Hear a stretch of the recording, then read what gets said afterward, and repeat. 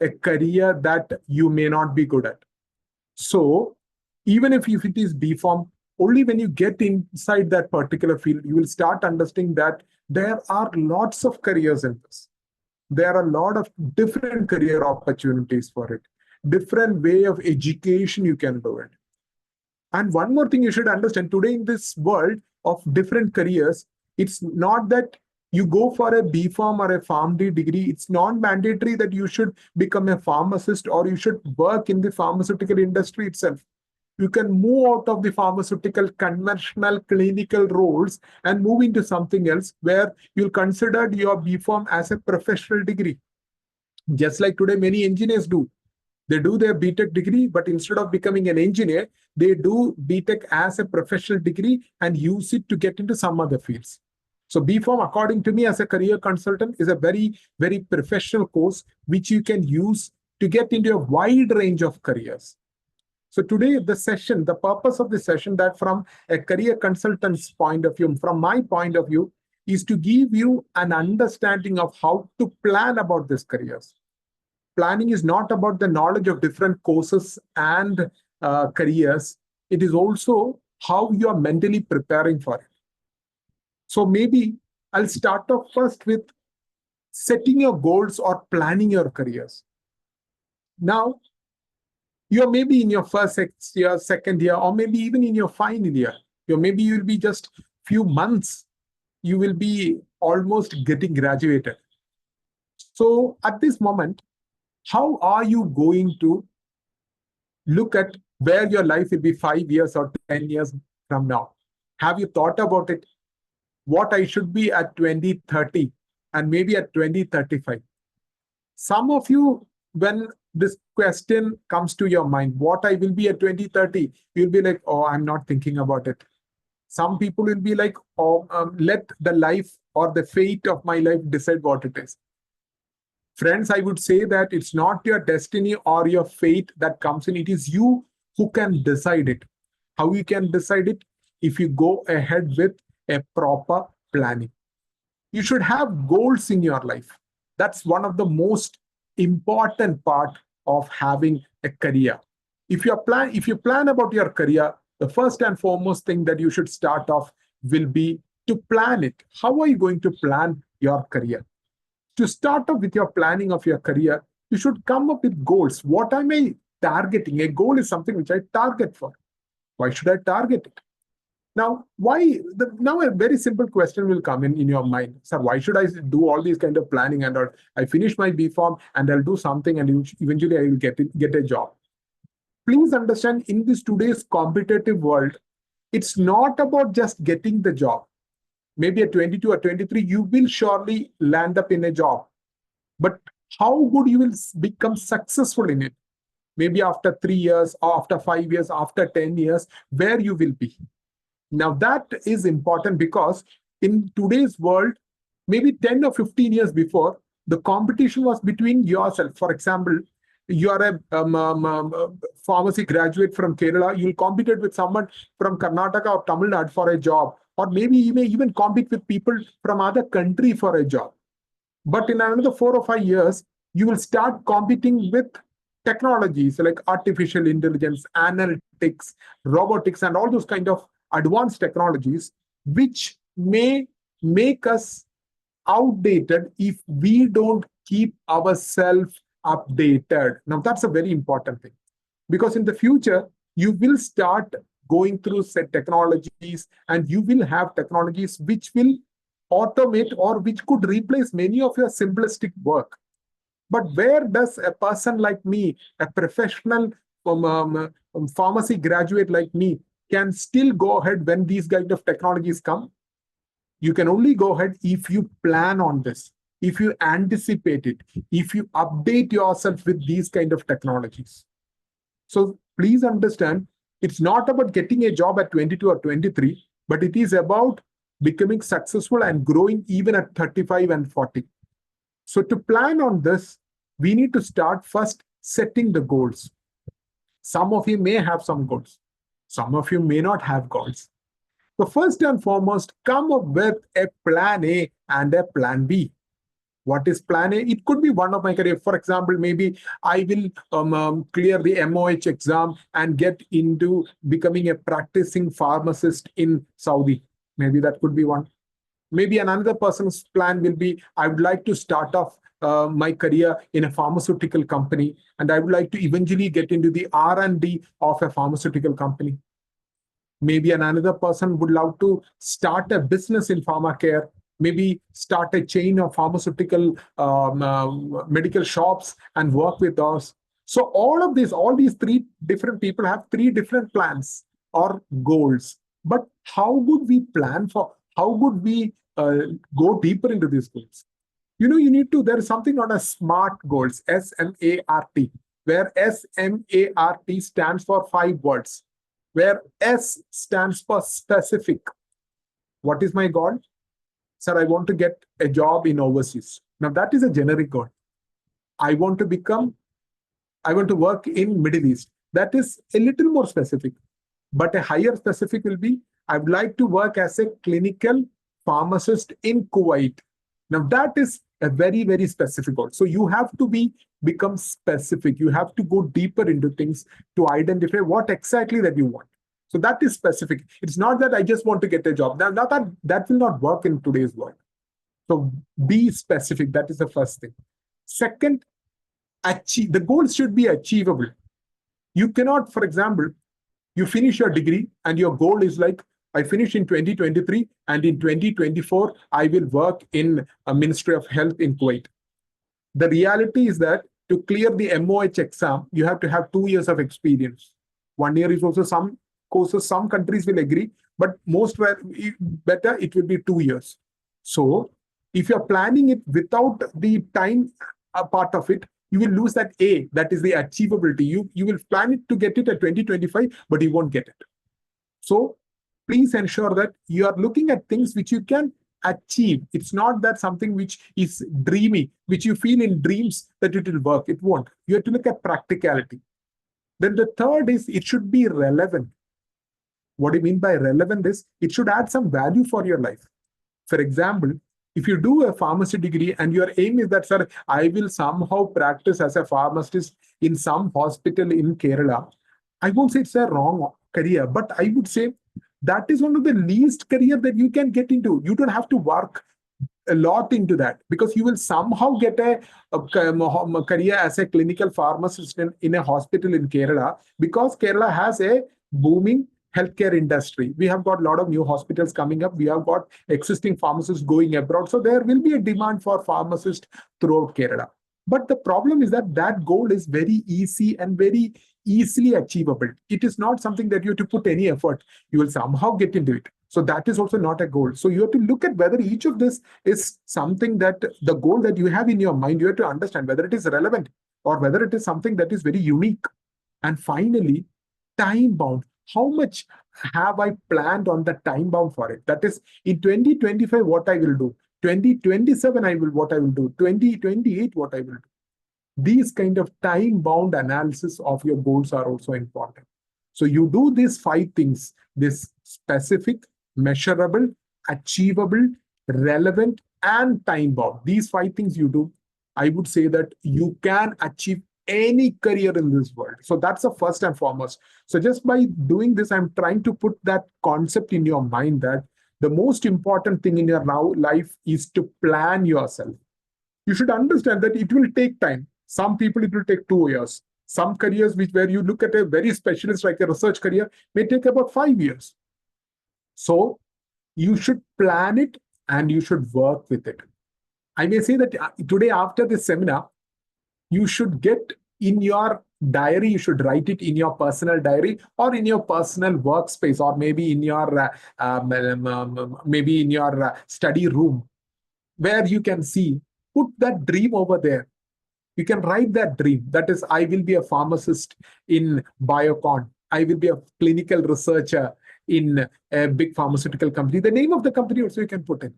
So such kind of a goal, you should put it where you will see that every day so that you get reminded that, yes, I have to get into this. So that is very important today. please don't expect that I will go with the wind. മലയാളത്തിൽ പറഞ്ഞ ഒഴുക്കിൽ ഒഴുകി ഒഴുകി എത്തി ഞാൻ എവിടെയെങ്കിലും എത്തും. That won't happen in today's world. Why is it so? We are in a very, very competitive world. We are I hope you all know that India has the largest number of graduates in the world. But at the same time, we have one of the largest number of job opportunities created every year. Annually, the number of new jobs created in India is much more than US or UK or anywhere. So even then, many people say that, sir, we have a lot of unemployment. The reason for unemployment, we have a lot of people who are educated. So today you try for a pharmacy job, you will get maybe 100 people competing with you. Malsarikanam. So for that, there is a theory which we all know, we have studied in our schooling, known as the Darwin's theory. That is the survival of the fittest, the evolution theory. So you have to be the fittest in your sector. I'm not saying that you should be an all-rounder where academically in every subject, everything. No. You should choose a career, a path where you feel you're good at, where you're confident that you can push your limits, and where you are confident that you can make a mark or make yourself successful. That is the most important part of setting a goal in your career. You know, many people have a thought that after 12th, I choose a course. Okay, now I am deemed to be in that career. No. Your bachelor's gives you an idea about what you are as a person. But after bachelor's, you're still with lot of energy. I would say the most important time of a person's life is from 21 to 26, because that is an area where your energy, your potential, your personality, your focus, everything could be kept to the maximum to achieve any heights in your life. Even an average student who feels that I would like to do my MPharm from NIPER will make it in NIPER if he take that effort. So that's the kind of an importance that we need to start looking into. Clear? So the first part is on that career development. Then the job. Now I'm going to look at the other aspects. Does the pharmacy industry have jobs? You won't believe that in India, just to give you an understanding of how the job market in India is now growing. I hope you know that the world's largest producer of drugs, that is all kind of medicines, is China. And US, UK, almost every European country is importing from China. And the second largest, or in the top 3 or 4 ranks of production of drugs, it is India. India holds the second or third position, if I'm not wrong. So India has got a lot of opportunities coming its way, as the Make in India initiative is now going to bring in more international pharmaceutical companies to India. And Indian pharmaceutical companies like Biocon or Reddy's, all these kind of companies have got huge potential. And you know, you won't believe that now today Pune is now becoming a center for research for medicines, medicinal research opportunities, where there are a lot of small companies, startups who research and patent these research for companies to work on. Clear? So understand that there is a huge potential. And the paramedical professionals in India, including pharmacy, is considered to be the gold standard for pharmaceuticals or for any paramedical jobs across the world. The Indians, the way in which our education has been given to us, the way in which we have been regulated across the world, not just in nursing, in pharmacy, physiotherapy, and all those kind of careers. You go to any part of the world, an Indian educated, an Indian experienced paramedical professional, including a pharmacist, will have the capability to take up a job over there. So the world is yours. You have a lot of opportunities, but don't expect things to come directly to you. You have to prepare yourself for it. Now, the first part, before we go into the courses and the careers in it, I would like to put in certain areas where you need to start taking effort. Among them, one of the biggest area that you need to start putting an effort if you're thinking about a global career is to develop your language skill. If you go today to many countries, one of the major problems that Indians face, that prevents us from growing big in our jobs, especially in paramedical, is our fluency in English. I hope you know that one of the biggest competitors for Indians in nursing or in paramedical sector is Philippines and people from Thailand. What is the advantage of Philippines and Thailand is that both these countries, the paramedical staff who comes from those countries are well versed in English. Philippines, their first language itself is English.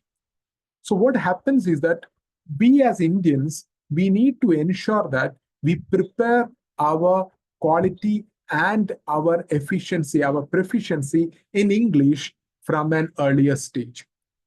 Today, I see a lot of people who are very good at paramedics. They will be looking very good as nursing, as a nurse, or even as a pharmacist. But you all will have to go through that English proficiency test. In some countries, it is IELTS. In US and Canada, it is TOEFL. Some countries will also allow you to write the occupational English test, that is OET also they will allow. All these kind of tests, finally, these tests will add value for you. It will add value for you, and you have been tested on this to find out whether your quality of your English is maintaining international standards. Now, why we have to focus it now? Compared to any other licensing exam, maybe something like MOH and all, which you can study in 6 months, and language is something which you can study or you cannot improve yourself in a very small amount of time. Languages will take its own time. It will take about 1 year or maybe 2 years. So earlier you start to develop your proficiency in English, your fluency in English, I am sure that it will add more value for you for your future. So that's what is very, very important for you. So please start off as early as possible to start improving your English. Now, what you can do to improve your English, I would say 2 things. One, maybe start reading newspapers. Maybe start up with things that you like to read. Maybe it could be movies, entertainment, or even maybe you can start improving your English by reading online, even watching movies with subtitles, and after that switching off the subtitles and again trying to work. All those things will add value for your English. But the real part of reading English improvement happens only when you put your effort to read. You spend time to read. And maybe if some of you who come from Malayalam medium and all, or who feel that I have not been exposed to proper spoken English classes, during your holidays, I want you to spend time to go for some spoken English classes and develop your English. The earlier you develop, the better it will be, and it will help you to save a lot of time. I find a lot of people in paramedical careers who are very good in their profession. They clear all exams, the licensing exams in those particular countries, but they fail in the English test, which prevents them from going abroad. So please understand that's important. And also please understand that today it's not just English. There are a lot of other countries where you can get into paramedical careers, especially in pharmacy and all, but without English. One good example for that is Germany. Now, Germany is not just being spoken in Germany country. German language is also being spoken in various countries like Austria, Switzerland, some parts of Switzerland. So all those places, if you know German, you could take up a job. So to learn German, there are a lot of options nowadays available online. The German consulate in Kerala, which is in Trivandrum, they also provide a lot of support systems for it, either offline and online, to learn German. You clear the German B1, B2 level exam, you'll be eligible to take up a job directly over there. Similarly, in English, the IELTS, you make it about 6.5, you'll be at a level to take up a practical job over there. So all these kind of things, this shows the relevance or the importance of English or the language. The language, the relevance is it starts early. So you have to start early. It will take time to improve yourself. So start working on it now itself. The earlier you do, the better it will be. And also communication skill. There's a difference between communication skill and just speaking English. Communication skill is your ability to communicate your ideas. That will come only when you're confident about your ideas. The language is only just, I would say, it is more like a medium of instruction. It's a medium. Okay. So you have the confidence to speak, then your communication skill automatically develops. The communication skill is not just important for careers in US or any developed countries, but also in any company in India or anywhere you go, because people want to hear what is there in your point of view. Your point of view will be something which will be used to grade you, your quality, your capability. So it's important that you need to look at that. Now, another area is to groom yourself. That I will talk about you during the interview, how to prepare for the interview. So from this point, I'm just taking an understanding, just giving you a recap that it is important to plan. And when you plan, it's not just about what the career you want to be, but also the path that you're going to be. The path will include what all courses I have to do, whether it is a master course, whether it is a skill development course, where I will do it, when I will I do it along with my studies, or all those kind of things. Clear? So let's now start looking at different careers. So first, before we go deeper into different options in the master's aspect of it, please understand with your BPharm itself, you can take up jobs. There are a lot of different jobs, but many of the jobs may require an extra specializations masters. So right now I'm going to talk only about careers which doesn't require you to do any extra study in it, or any specific masters, or any extra PG diploma and all. So among that particular context, if you look, I would say to become a clinical pharmacist in a hospital, your BPharm and a BPharm with your pharmacy council certification is enough for you. However, if you are start looking at other careers in this particular field with just your BPharm, and another untapped, while many people consider as not that great, is to look at the medical drug industry's marketing side. That is, many people may say that it is to become a medical rep. Do you know that the highest salary and the incentives that an average paramedical staff makes, the highest of it is usually graded for a medical representative? So please understand, you could be a medical representative if you have confidence, if you have leadership, and if you have good communication skill. If you have these three things, I would say a medical rep career, you would start off as a medical rep, you will eventually grow into an area head or the sales head of pharmaceutical industry in India. So please understand, it's a career path which you can do without any other masters. You can do just with BPharm. So that's a good opportunity. Today, you won't understand, the pharmaceutical industry is so desperate that even they choose people who have studied BSc chemistry, zoology, and all to take up pharmacare jobs and all, pharmaceutical medical rep jobs, because they are not getting good people. So please understand, your marks and your certificate is not enough. That's another thing that you should understand. I'll talk about that in the interview, but I'm just putting an understanding. How much marks you make, for example, you make 7.8 or 8 CGPA in your university final marks, and someone else who come with a 7 CGPA or 6.5 CGPA. The person who make 8 CGPA, we are happy for that. Yeah, we understand that you made a good marks, which is very, very, very good. We appreciate you for that. However, we are also looking at another point, that you have made this much marks, but what talent you have in that job. Now we are happy that you got good marks, but let me keep your mark sheet aside, and then let me start off looking at what kind of a talent you have. You will get a talent to do that job. A person who interviews you will know it the moment he asks 4 or 5 questions. That questions you'll be able to answer only if you have studied the subject with interest and passion. If you don't study these subjects without interest and passion, you will get marks which could help you to get a good mark certificate, but you may not get a job. So to get the job, at least for the remaining subjects that you have in your academic life, I want you to study with your heart, so that you start understanding what exactly it is, so that in an interview, when you face questions on your subject, you'll be able to answer. Just look, imagine a person who made 8 CGPA and a very simple question is being asked to him about maybe pharmacare or something, and he's not able to answer it, then I would say the entire relevance of that marks and that certificate is being rooted out there itself. You will lose the relevance of that mark sheet that you have received.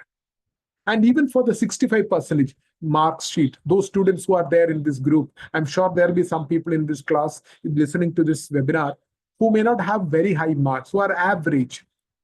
Even to those kids, I'm saying, please understand being average is perfectly fine, because being average would help you to develop yourself, but it also gives you an opportunity to prove that more than marks, I have an extra talent. So those with high marks, those with low marks, both of them will get equal opportunity in an interview. Because today the world, the careers, the HR managers believe that it's not just the marks, we have to look at more than what they can offer other than marks. So other than marks, what can you offer? All that things will come only when you plan yourself in this. Clear? So the pharmaceutical world, so you want to do, it's coming back to the topic of, you want to go into a career which just has got pharmacy or B Pharm, with just B Pharm, then I would say you can look at careers of becoming a pharmacist in foreign countries, US or UK, Australia, New Zealand, all those kind of places. So I just put in a perspective of what you need to do to get into various countries. Clear? Please understand, many of us, we Indians, especially we Malayalis, we all have a plan or a drive to somehow get into a foreign country to settle down, which is perfectly fine. There is no problem in it. But please understand that if you want to get into a country for a job or maybe to settle down, some people settle down in a country, they either go there by using a higher education. You do go for your master's, about which I will talk later. Leave that for the time being. Right now, I'm talking about going to a foreign country through a job visa. To get into a country, you can have two visas according to from a student point of view. One is to go there with a student visa. That is, you're going there to study a master's and then you try for a job there. The other second option is that you don't do a master's, but you go there directly with a job visa. That is, you go there to take up a job. That is to be a pharmacist in that country. So that role of becoming a pharmacist, what I should do. So when you plan about becoming a pharmacist in a country other than India or a foreign country, please understand, you should get into a country which is economically better or superior than India. That is, you go to Uganda or maybe you go to Mali or a country which is not developed, you will get a job, but the kind of salary and the living conditions you may get may not be good to what you may receive in India. So please understand, you should go into countries which are a developed country or which have got a robust healthcare system. For example, US, UK, Australia, Canada, New Zealand, these kind of countries you should look at. So these kind of countries have a very, very formal system of recruiting pharmacists for getting into their particular field. It's not very easy like us. There's a general system that you're studied in a foreign country, because we in India, all these countries consider in India to be a foreign country. So you're studying from that particular country, you've passed it. Many of these countries will require you to have a mandatory work experience of 1 or even 2 years. I may say even 3 years is fine, because the more the work experience you have as a pharmacist in a hospital in India, the better you will be able to pass their exams. So the first part will be you may have to write the language test, and the second part will be you have to clear their licensing exam. Some countries, their licensing exam will be conducted after the English test. And some countries, after the English test, they will give you some training over there. And after the training, you have to write the licensing exam. Clear? So let's look at some options that are there. So you want to become a pharmacist in USA, you have to go through the NAPLEX exam. That is the North American Pharmacist Licensing Exam. Now, this exam can be done either with a B Farm with 3 years of experience, or someone who's got a PharmD can also directly apply for it. Clear? Someone with a B Farm with experience could also get into this. So it is a computer-based online exam. So you pass this particular exam, that is the NAPLEX, NAPLEX. The NAPLEX exam, you clear it. And along with it, you have to clear the TOEFL, that is the English assessment test equivalent to IELTS. The Canada and UK, US use TOEFL. So you have to clear the TOEFL exam also. You do both of this, then you can get you'll be on a gateway to become a licensed pharmacist there. So how it goes is, first, after your experience, you go there. If you have studied from outside, you have to go through the FPGEC certification, which is FPGEC is basically an application which with your work experience here in India, you're applying there. And then you have to pass the TOEFL exam, and then you have to maybe do a class over there, or maybe a certification over there, and then you have to write the NAPLEX exam, and you clear the NAPLEX exam plus the specific pharmaceutical law test or the medical law test that is conducted by specific states in US. For example, Minnesota, Texas, all those people have different licensing exam. That is called, the last part is the license regulatory exam of the state. So you have to clear that also. You clear this much, you will become a licensed pharmacist in US. Clear? So this, you have got a lot of places where you can prepare. You can prepare all these three things by yourself. You have got a lot of books available online from Amazon and all. There are a lot of institutes who teach you and all. So I would say North America is quite a good option. If you are interested, I would strongly suggest you can look at NAPLEX exams. NAPLEX has got its own value and very high salaries also there. Then if you're looking at Canada, similar to NAPLEX, there is known as PEBC, that is Pharmacy Examining Board of Canada. Again, it is almost similar to US, but the only difference is that you have to go through the qualification exam and pass the exam, and then you can use your work experience there as the learning cycle. That is, you may not have to work there before taking the regulatory exam. You can pass the regulatory exam after work experience in here, and then get licensed in that particular province. So that's a big advantage of it. So you have to go after your B Farm, work for 2 or 3 years. There are two ways of going there. Many people, they do is that they go for a master program in all these countries. They go for whether it is pharmaceutical research courses, or maybe clinical pharmaceutical, or any kind of course. While you go there, then they write these exams and clear it. So writing from here is also possible, but writing by being there in Canada or US makes it more easier to clear all these kind of exams. In UK, you have got the GPHC exam, that is the General Pharmaceutical Council, which is the regulatory board, just like the IPC here. That's in England, Scotland, and Wales exam. They also have this exam. You should have a BPharm degree with 2 years of experience. You can do that. And again, you should have the pre-training program is there. You have to go through the assessment test of GPS, and you clear it. Then you become a registered UK pharmacist. Then Australia has got something known as CAPS. CAPS is actually the knowledge assessment of pharmaceutical sciences. That is for Australia, that is being conducted by the Australian Pharmacy Council. Again, similar to this, the exam papers will have, there are two kind of subjects that you will face. One is basically papers which are related to your pharmaceutical chemistry, pharmaceutical biology, pharmaceutics, and all those things. And one paper will be more into the regulations, the pharmaceutical regulation or the healthcare regulation that particular country follows. So that is not something that will be taught in your BPharm. The other papers, the pharmaceutical biology or pharmaceutical chemistry, will be already taught. So that's why you need to have a separate study by yourself. A self-study could only help you to get into these places. So please understand, these careers are easy to get with a BPharm degree. Similarly, you can, if you're looking at Middle East, you have the MOH exam. MOH stands for Ministry of Health.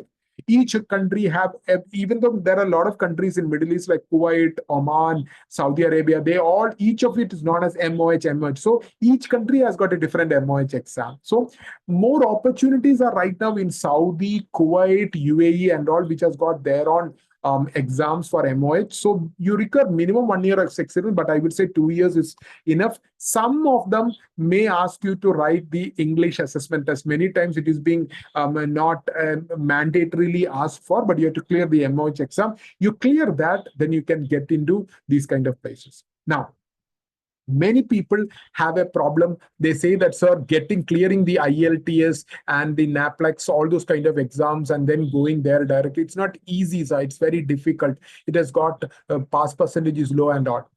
To those people, what I would say is that if you really want to settle abroad, an easier way is that you do your B.Pharm, you take 1 or 2 years of experience, clear MOH, because MOH is purely subject-oriented papers are in MOH. And there are a lot of study centers in Kerala, online and offline, who will teach you the MOH papers.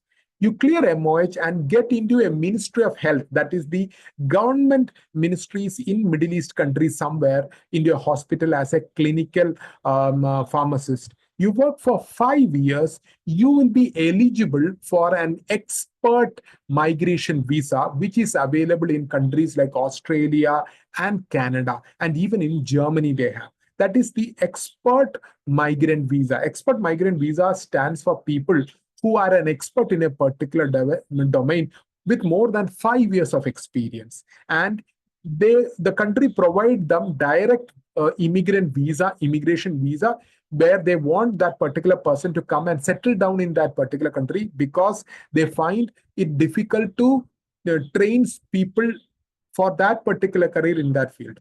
Pharmacy is considered to be such kind of a career, because it is very difficult to find pharmacists and train pharmacists in countries, especially European countries and Australia and all. So you can work in Middle East for 4 or 5 years, then you can migrate to all these countries, which is much, much easier. The licensing exams are all very deregulated. It becomes very, very easy for you. So that's an approach, but it's a long-term approach. So I hope you think about, remember the planning, which I told you in the beginning of this seminar. You have to plan accordingly. So you plan on this, that will be a beautiful way of looking at it. Clear? So overseas, you have got a lot of options. Now comes the question, so what about in India? Do we have options in India? In India, if you start off with a pharmacist, the problem with India is that the opportunities of getting a high salary with a B.Pharm as a clinical pharmacist is kind of less. Again, with PharmD, those who are doing PharmD, please understand, you shouldn't judge your opportunities of pharmacists, of becoming a pharmacy doctor, by doing this PharmD course, by looking at how the Indian job market is. Please understand, PharmD has great relevance and great value when you go abroad. So the effort that you're taking in your course, PharmD, you will be benefited, but you will not be benefited if you stay in India. You need to plan eventually to go abroad, where your course and the content that you have studied, will help you a lot with licensing exams and taking up a job very quickly. You could eventually look up as a registered, not just as a registered pharmacist, but also in the clinical side as a pharmacy doctor, prescription analysis, and all those kind of areas you can look into. So please understand, there are opportunities. But in India, if you want to be working in clinical pharmacy, a B.Pharm, to be frank, alone will not help you. If you want to continue as a pharmacist in a hospital, well and good, B.Pharm is enough. But if you're looking at a long run into a bigger careers and all, I think B.Pharm alone will not be helpful. You want to get into high tech pharmaceutical industry, you want to get into the research of pharmaceutical industries or pharma research, then B.Pharm alone will not be useful. For that, I want you people to start looking at masters in pharmacy. So as you all know, that masters in pharmacy has got its own opportunities. But please understand, there are you go, almost all your colleges will also have M.Pharm. But doing it from any place will not help you. Because if you do it from any place, what happens is that You become one among the person who has got a higher degree in MPharm. But the relevance of MPharm will come only when you do it from a research center or a high-end technology center, which teaches you the very best thing. So I want you people to prepare for the MPharm by going for the GPAT kind of exam. That is the Graduate Pharmacy Aptitude Test. So GPAT exam happens every day, every year. It is being conducted, and you have to write the GPAT exam. And through GPAT, I want you people to try to get into the best places. For an engineering guy who wants to get into IIT, just like that, for you guys, through GPAT, you can make it into the NIPER, the National Institute of Pharmaceutical Education and Research. You have Mohali, Hyderabad, Raebareli, Kolkata, Ahmedabad. They are also coming up in South India. Also, they are setting up NIPER and all. So please understand, there are a lot of research-based education in these places. You do it from a normal medical college, an MPharm, and you do it from a NIPER or a research-based institute. It has got its own value. So maybe if those students who are listening to this, who are already in your second year or getting into the third year, I would say you need to spend some time for the GPAT preparation. You will get a lot of materials online. There are a lot of books available in Amazon.com, Amazon.in website. You can go for online learning from various online service provider. EdTech companies are there. You look at udemy.com, and you also look at Unacademy. You'll find certain courses. So that you're along with your BPharm studies. But from the third year, if you start with your GPAT preparation, I would say that by the time you finish your final year, the time in your final year when you give your GPAT, you will have a greater opportunity to score a high grade and make it into a good institute for your masters. Now, if I don't make it into NIPER, so is there some other good institutes which you can talk about? I'm sure you will give me that question. You can look at places like ICT, Institute of Chemical Technology, that's in Mumbai. They have got an MPharm programs in pharmaceutical chemistry and all those areas. So they are quite good. You can also look at universities like Jamia Hamrad University. You can look at Jabatpur University. You can also look at University of Baroda. They are very good. You can also look at the university, the Punjab University in Chandigarh, who has got the Institute of Pharmaceutical Science, which is a very old institute which comes under Punjab University. It's a very good department for MPharm. So all these places you want to get into, please ensure that you are preparing for this particular exam, that is GPAT. You have GPAT is the key, or it is the gateway to get into these good places. You do it from a normal college, the problem is that you will get a master's degree, but when they look at your research potential, they may feel that your project will be, the MPharm project will be a minimal project. The kind of paper presentations or some international papers that you are trying to present, maybe one would have worked out or one is in the pipeline. But if you do it from these top institutes, which I told you, the biggest advantage is that you will be getting a better exposure, which could help you to get even a clarity about not just getting a job after this, but also even thinking about a PhD and research areas. Studying in a research-based institute. So you are doing an MPharm, please understand, you will do your MPharm only from a research-based institute. If you don't do it, if you don't get it into such an institute, it is better you don't do it, because it won't add value for you. If you're looking at teaching, then I would say there are a lot of good institutes, private places and all, where you can do an MPharm, which will help you to get into a very good academic role, which is good. But research, you have to get into these kind of places. All this is, the gateway is GPAT. So prepare for GPAT. Now, some people, now getting into a medical industry or within this pharmaceutical, what kind of a jobs can I get into? Please understand that you have various specialization. I'm sure you would have heard about the papers you study, like pharmaceutics, pharmacology, industrial pharmacy, all those areas are there. Along with that, you have quality assurance, pharmacognizance, and all are there. Pharmacovigilance, which is also now coming up great. and drug regulatory affairs, all those kind of areas, intellectually property rights, IPR, quality control and assurance, all these areas, clinical research, these areas are now growing up like anything. So these are areas where you can do your M.Pharm and all. You can even move into toxicology. There is a course named MSc Toxicology, which could help you to work in industries which learn about toxicology of medicines or even chemicals and all. So you can work in it, all those kind of areas. So not just with this M.Pharm, a typical M.Pharm research careers, I'm also talking about something else. What about I do my M.Pharm? Sir, is there any other way by which I can directly get into a very high job after my M.Pharm? What if I don't get a job after my M.Pharm?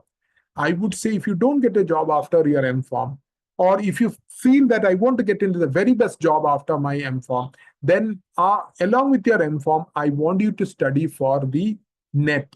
I'm not asking you to prepare for the UGC NET, but the JRF, Junior Research Fellowship NET. JRF NET, even though it is in very small numbers, there are fellowships being given for pharmacy students also. So after your master's, while you study your second year of your master's, you crack the JRF NET exam conducted by the CISR, Central Institute of Scientific Research.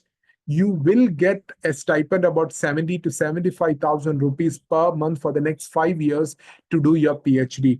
It will be a funded PhD by either you can join a government university. If you are lucky enough, you will find places like NIPA or ICT and all where you can do your PhD. But along with the PhD, you may get an opportunity to take up a research role, which could eventually get converted as a scientist permanent role. So please understand there are options, but you have to go through this narrow but effective routes. Clear? Now, compared to this conventional, you don't want to, if you're looking at more into maybe careers which I don't want to go into the research side, nor I want interested into the pharmaceutical manufacturing. I don't want to get into these two, sir. What will I do? What are the other options other than an M.Pharm, if you ask me? One of the area which I would say will be you can try with something known as the MPH, Masters of Public Health. Public health epidemiology studies and all are now becoming more relevant after the kind of 2020, 1920 COVID pandemic. It is becoming more and more relevant to study about how epidemics and how public health needs to be analyzed and all. So MPH, you can do an MPH after your B.Pharm. Places like Manipal University and many, including Sri Chitra Tirunal Hospital, SCT and all have MPH programs where you can apply for it for MPH that's there. And also, if you're looking at the pharmaceutical management industry, clear, that is to go into the sale, not just a sales representative, which you go for into the M.Pharm, but into the hospital management, healthcare management, pharmaceutical business management, which has got great opportunities as lots of new pharmaceutical companies are coming in. If you are interested for those, then you can look for an institute named the Indian Institute of Health Management Research, or IIHMR University in Jaipur, which is a very 40 to 50 years old university who conduct programs in MBA programs in healthcare management. Similarly, they have programs in pharmaceutical business management, all those kind of things are there. And also, along with all these things, you can do some value addition programs. That's another third thing that you can do. You can do skill development programs which could help you to get into jobs which may not be directly related to your career path, but you could get into those careers. Among them, one of that career path is a medical coder or someone who is a medical documentation officer. There's a program named MS in Medical Documentation, which is basically the medical documents or the patient's medical documents, including the kind of prescription and all those things are being stored.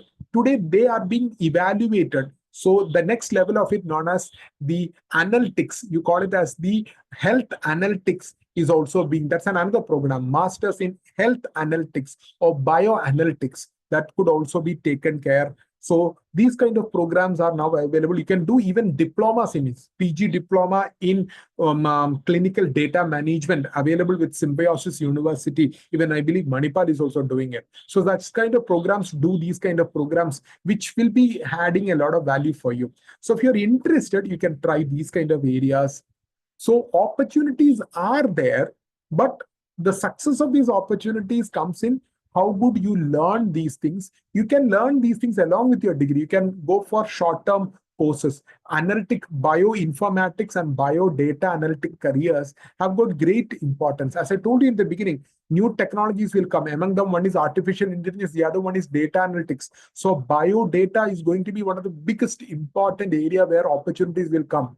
Today, if you visit a normal hospital, many of your colleges will have a hospital. In a normal hospital, you may have maybe 100 or 200 patients visiting daily, a small hospital. Let's assume in a month, so that's around 1,500 patients. So the data of 1,500 patients throughout the year, maybe that is around 1 lakh data. Today, you can use softwares to analyze this data to find what is the general medical situation of that locality. People of age 40 to 50, what is their major health issue? What kind of drugs are more used in these kind of people? What drugs are people not favorable to use? What drugs are being used for a particular medical condition? What is not preferred? All these kind of things you could analyze from medical data analytics, or you call it as bioanalytics. So all those kind of things are now the future. So you want to get into that, these kind of add-on courses or online courses are there, which you can try and work on it. Similarly, medical coding is that's another thing that you become a coder. I won't call it as a great career, but if you want, you can try those kind of areas as well. Similarly, if you are someone who is interested, there is a course in IIT Kharagpur known as LLB for IPR, or it is known as PGD IPR, that is Postgraduate Diploma in Intellectual Property Rights and Patenting. So medical patenting, I hope you know that pharmaceutical companies, one of the major area that they spend a lot of money is to patent the formula or their medicines. So this patenting today is very, very important, that this is a law career. You can pursue that law degree. It's a 3-year LLB program or a postgraduate diploma in this particular law program, which you can even do after your BPharm degree. Even a lot of doctors today these days does it. So opportunities are there in these kind of sectors as well. So understand that opportunities are there. Now, talking about higher education abroad, please understand that here on this particular point, that is to study abroad, I will give you my perspective. If you're thinking about studying abroad, please understand that you need to answer 2 questions before you jump into that. Because in India, especially in Kerala, we are more of an immigrant culture kind of a society. We love to go abroad. And we are very good to adjust and adapt to that particular country and become a very, very, very adapted to the situation and bring a livelihood over there in whichever place that we go. That's fine. But 2 questions you need to ask is, what am I going to do in that country, or what I want to be in my life, and which country is best for it? So these 2 questions, you have to choose a decision before you take a decision about higher education abroad. Because, for example, you want to settle, the countries for settling are different from countries that you can go and learn. For example, you want to learn, the very best, I would say, always will be you try US, the other one is Germany. But US has its own difficulty to settle down, as it has a lot of exams and other things you have to clear. You should have a high paying salary and all. If not, you have to come back. The same thing with UK also. But Canada, Australia, the biggest advantage, they may not have the very best of the knowledge systems, but getting a job over there and settling down is much easier compared to these places. So what is the purpose of your overseas education? If it is to settle down, you have to choose certain countries. If it is to study, get an international exposure, come back to India and then work, that will have also a different valuation. So coming back to India, does it have great importance? Of course. Today, the UGC have approved universities abroad which comes in the top 400 ranks in the Association of International Universities. That's an international association. In that, the top 400 universities courses that you do abroad, you can convert that through UGC equivalent to a master program in India. So please understand, an education in an overseas country will give you a lot of opportunities, but not just the career, but also it gives you exposure, international mindset. All these things will help you. So you want to settle, you have to choose countries like New Zealand, Australia, Canada, but you want to study and get the best exposure. And possibly, if you are very bright, you can settle down like that. Then you will look at US. On the other side, your marks is low, you don't have a lot of opportunities, you feel that I'm weak at all academically, so I have to somehow go abroad. Then UK will be the easier one. You're good. If you feel that learning German is easy for me, I can somehow learn German, then Germany is the best place for you because it will help you to get a job very quickly. So please understand this. It depends upon your life plan. You have to choose the country. It's not that I can get into this country because this is the fees that I can afford. So in this fees, I want this particular career. Will I get it? It won't. So overseas education, you have to be very, very clear. And don't believe in what all these agents tell you every time. Why I'm saying that is, every time you go through an agent, there are a lot of agents, Santa Monica and all those kind of people. Their purpose is somehow to help you to fill the application and somehow join a university that they tell you. So because they are getting paid by the university. So please understand, you can use the service of these agencies, no problem. But before you use their service and just believe what they say, you should research online. You should use Google properly. You visit Instagram of those students who have studied in various universities, get their opinion and choose the best places that will fit in your money that you can spend, and then ask these agencies to apply for you. It's not that I finished my B Pharm, sir, so I would like to go to Ireland, so help me to get into these, get me an admission. It's not like that you should go. The best way is that, sir, I would like to go for a master's in pharmaceutical chemistry. That's what I'm looking at. I would like to do it in Ireland. So in Ireland, I find University of Galway is good. I have the Dublin College is also there. So apply in these two universities. You should be doing that much research and then get them to do the clerical work for you. If you don't do it, what will happen is that they will somehow give you universities which they are getting higher paid. So because of that, you may lose a good opportunity and you may end up in an average college. So please ensure using an agency to apply, you should be very, very clear at it. Clear? Now comes the most important part. So I give you an understanding of the opportunities and how to plan. But getting a job, doing all these things, will I directly get a job?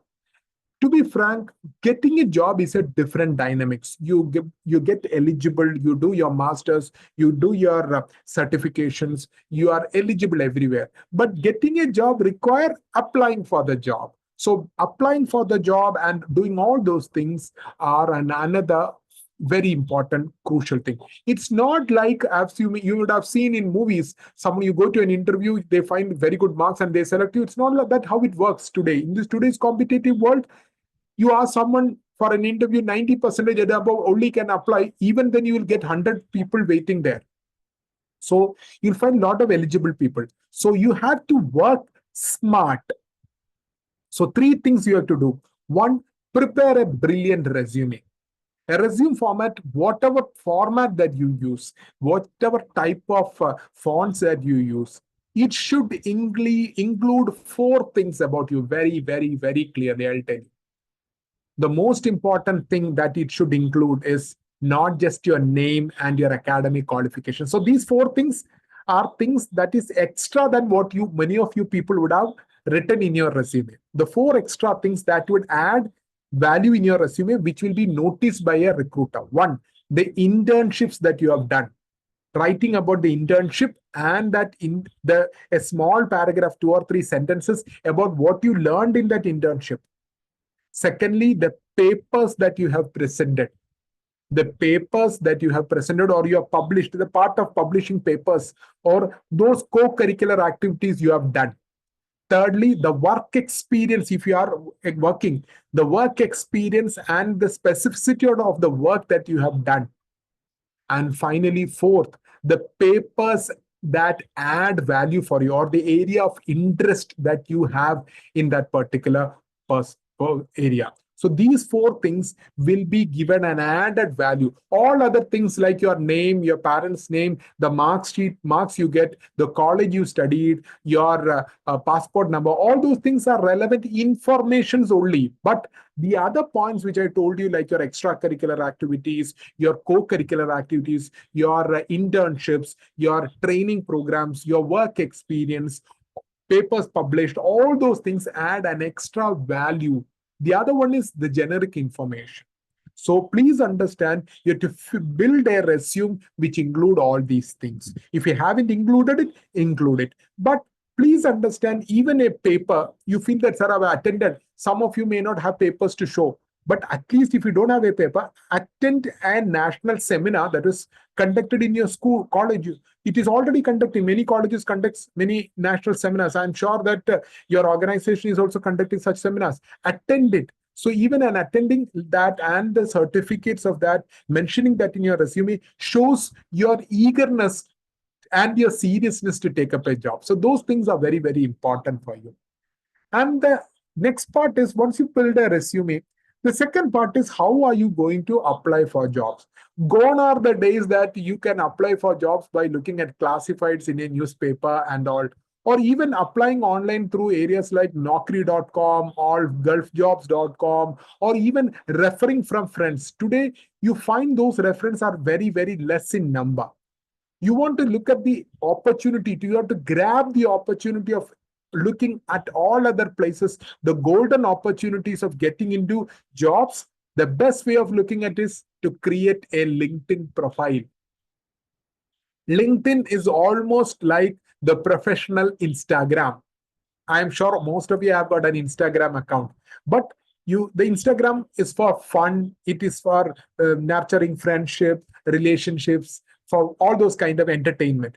You convert all those silly things into professional aspect of yours, then you will get what is known as LinkedIn. So you have to build a LinkedIn profile. LinkedIn profile is a social networking site, but for serious career development. LinkedIn provides a lot of courses. LinkedIn is the best way of applying for jobs. How you can apply for jobs? Almost every company, whether you take Procter and Gamble, or whether you take Sun Pharma, or you take any kind of, even hospitals, they all have a page for their hospital or organization. In that website, in that LinkedIn page, they will update the jobs. So you can follow that. Then the next way of looking at this, just like Instagram, you add friends. You follow friends, follow you, and like that. Here, one of the most important thing when you build a LinkedIn page is, don't add your friends. It's not a friendship circle. Here, you should start following people who are relevant in your industry. For example, you should follow the professors, you should follow the vice chancellor of your university, you should follow the NIPER, those who have studied and who are teaching in NIPER. You search it, you'll get all these people. You just search for HR manager. You just search in LinkedIn, HR manager Biocon. You will find a person, a lady will be there, a gent will be there. You click on follow. Automatically, you will start seeing what all he or she will be posting in their LinkedIn profile. These people are serious about their careers. So they will post their ads there. So you will get to know these things. And also, you can publish your accomplishments. For example, you get awarded for a paper that you present. You can publish it in your LinkedIn, because when you follow, that person will also get an intimation that this person has started following. So through these awards that you receive, the recognition you receive, the certifications you do, the job you do, all those things, you are indirectly showing, you're sending a signal to your potential employers that here I am who is skilled, a wonderful pharmaceutical professional who is interested for a job in your field. So this is the smart way of looking for jobs. So you have to prepare a LinkedIn profile. So you will find, you search in YouTube as the first, you just search like build a LinkedIn profile. Build how to build a LinkedIn profile. You'll get the first itself. You just go through it. It takes about 10 minutes. Build one and keep updating. First, build it, fill all your relevant informations, and while you are filling it, they will be asking you, why are you here in LinkedIn? There you can click a lot of things. Among them, one is you should click is for networking with my fellow people. Second, you should click is for jobs and career development. You click these two, you will start also getting the other things. Put a good photograph of yours. You can, I would say, a professional photograph, and build your other details, the college that you have studied, and also include the professors who are there in your list, add them in your LinkedIn, all those things. You go for any, in Instagram, when you go to a beach, you will take a photo and you will post it there. But in LinkedIn, when you go for a technical symposium to a college, you attend a fest, you attend a technical, maybe even your graduation, the photo of your graduation, you can post it in your LinkedIn. It will add more value in LinkedIn rather than your Instagram. Clear? So this is how you have to actively spend every day 10 minutes in Instagram, not in Instagram, in LinkedIn, to build your profile, to be more visible. You do this, I'm sure that you will get a great opportunity for getting known and visible by employers who are looking to get jobs. Please understand that today, the market, the job market, the biggest problem that people face in job market is that there are a lot of jobs, but they don't find the quality people. So the most important challenge that today organizations face is they are not able to reach to the right people. So if you feel that you are good, you can use LinkedIn and others to showcase to them that you're good. You can make yourself visible. So that's why having a LinkedIn profile is very important, and update it. You go from one internship to the next, you can add that. You leave that internship to the next, you can go to the next place.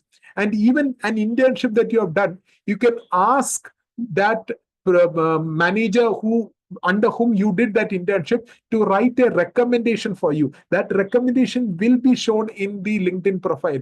You can ask your professor to write a recommendation about you in your LinkedIn profile. All those things will be visible for an employer. So do those things. You will write recommendations. You will post the relevant technical and professional talents that you have been showcasing. And also you'll keep updating what all jobs that you get or what all expertise you do. You do these three things, your profile will be visible and it will be catching the attention of employers. Clear? And so you can very well ask, you put it in your profile itself, looking for skilled jobs in whichever sector that you want. So that is also possible. Now, doing all these three things, you will be visible. But converting that visibility into an offer letter, you may have to face the most important or the crucial step of before you get any job. That is an interview. An interview is one of the most challenging, but the most important, but the easiest that a person can clear if he has the right idea.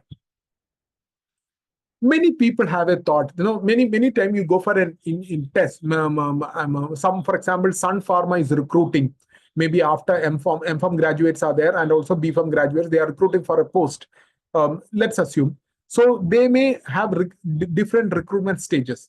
Maybe many times the first stage of the recruitment will be an aptitude test, or maybe a test to generically test your basic knowledge in your subjects. So that test, I'm sure, with your studies in your pharmacy degree, you'll be able to clear it. But once you clear that, they will be shortlisting them, and maybe 100 people are coming for the interview. Maybe they will shortlist them to 25. Now that this 25 people will be individually analyzed, where in an interview room. In an interview room, you will be interviewed by one person or four or five people. Now, in an interview, please understand the previous test that you've taken, the written test that you've taken, was an elimination process because we want to reduce the number of people.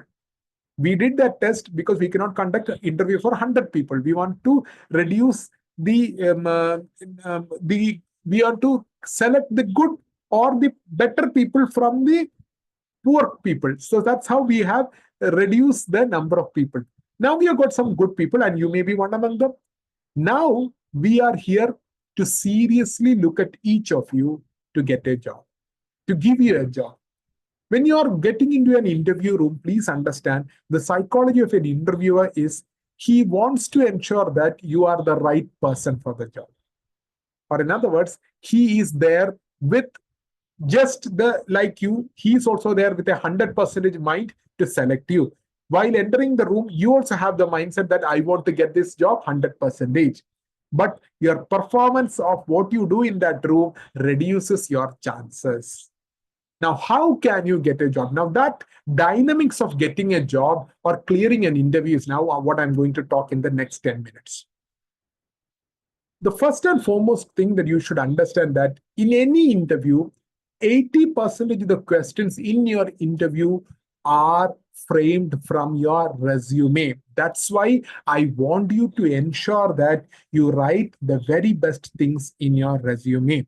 You start writing about the extracurricular activities. You write about the co-curricular, your presentations you have done, your other things like the achievements you have received. You can even write about the academic achievements. You got an 80% marks, this subject topper for a subject, all those kind of things. Even I attended an inter-university or an inter-college pharmaceutical fest you have attended, or a technical symposium. All those things you can write it. Based on this, they will start asking questions. It is what you've written in your resume. It is from that they will start asking. And please understand, we don't expect you to be perfect. It's not like a viva. That's another thing you should understand. Many of you may consider that an interview is like the viva that you face in your practical exams. It's not like that. A viva is a place where we are trying to know your knowledge. Your professor is trying to know your knowledge. While in an interview, we are not trying to grade your knowledge, but we are trying to understand you as a person or you as a professional. So we know that you are not perfect. We know that you have shortcomings. That is, in an interview, you should not be thinking like, I will answer every question with the right answer. It's not like that. It's not about the right and the wrong answers. It is about how you handle the questions that makes importance. In an interview, there you will get two types of questions. One is technical questions. You will get questions regarding your field. You will get questions. They may ask you about certain drugs, certain different type of drugs. You would have studied it. Maybe there will be some basic questions. So some basic questions, when they ask you, you should have the capability to answer that. Clear? So if you don't answer that, what happens is that they will get an mindset that these guys is someone who doesn't have that basic talent. Clear? So maybe that is where you should start looking at your basics. You should start thinking, can I answer a basic question about maybe human anatomy or pharmacology? If they ask you about principles of maybe how a drug formulation is being conducted, how is drug studies being conducted? If they ask you these are some basic questions about your branch. So if you don't answer that basic questions, that's a very bad red signal over there itself, because you don't have the base. If you don't have the base, how can you get a job? So go back to your base to build your base. Clear? So that's very, very, very important that you should get into. Clear? So if you are looking at jobs, so the first will be questions that they will be asking you about your field, the basics of it. Now, answering it, as I told you, you have to answer it. It is better that you do answer it rather than saying I don't know, because these are some basics. So listing, how can I study for these kind of things? I would say there are a lot of things websites where you can learn these kind of questions. For example, there's a website named India Bix. India Bix is a website where you have a lot of different kind of questions for different kind of things. So if you want, you can ask the in that India Bix, you can check on those. You'll find aptitude questions as well as some questions relevant to your pharmaceutical, every industry, IT industry, and everywhere you will get. For example, you've passed your B.Pharm and you're applying for a clinical pharmacy job. Someone asks you, what is the difference between a Schedule H job and a Schedule H drug? You are not able to understand that. That very clearly deviates or it really pushes down your credibility as a pharmacist. So please understand, these are basic things. So please understand, you have to build on that. So go to your basics. Maybe those basics that you are covered in your second year and all, go back to those basic papers, learn the basics. That's very important. Then the next is basically, so that's a technical part. And some questions which, and when we go asking you a question, for example, what kind of drugs are in Schedule H and Schedule X? So you say Schedule X is for this, Schedule X is for this. So they may ask you, then the next question they may ask you, which among these drugs can be given without a prescription? So they will tell, you can have to answer that. Then from that, they will ask you why it cannot be given, and then like that. So it may go on just to go deeper into understanding to what level of knowledge you have. Do you have a deeper level, or it is above average level, or it is the best of the best knowledge you have? So somewhere you may have to say, sorry, sir, I don't know, or I'm afraid I don't know. I don't remember. So it is, please understand, in an interview, it is perfectly fine to say, I don't know. But it is important that you try answering a question rather than saying, I don't. Clear? You let the answer be wrong, but trying has its own merit in it. Clear? Then the next part is, so that is the technical questions which I'm sure you can prepare by yourself. But the next is very common questions which anyone are being asked to understand as a person, your quality to work as a professional.